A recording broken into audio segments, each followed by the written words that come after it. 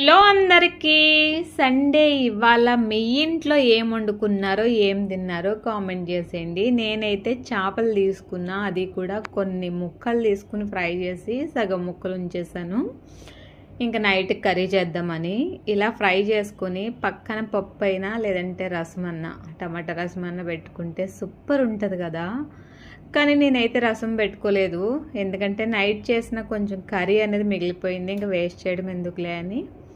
ఇంకా దాంతోనే చక్కగా ఈ చేప ఫ్రై పెట్టుకుని తింటుంటే మధ్యలో మా అత్తమ్మ ఆవకాయ పచ్చడి పంపించింది. ఇంట్లో నార్మల్గా మనకి కర్రీస్లోకి కట్ చేస్తాం కదా, అవి కొన్ని మ్యాంగోస్ తీసి ఇలా చక్కగా ఆవకాయ పచ్చడి కింద పట్టింది. టేస్ట్ అయితే సూపర్ ఉంది. ఇంకా మే నెల వస్తే అందరిలో ఆవకాయ పచ్చడి ముద్దపప్పు, ఆవకాయ పచ్చడి ముద్దపప్పు. ఇంతకీ మీరు ఆవకాయ పచ్చడి తిన్నారా లేదా? నేనైతే ఇవాళే ఫస్ట్ టైం తింటున్నా. టేస్ట్ అయితే సూపర్ ఉంది.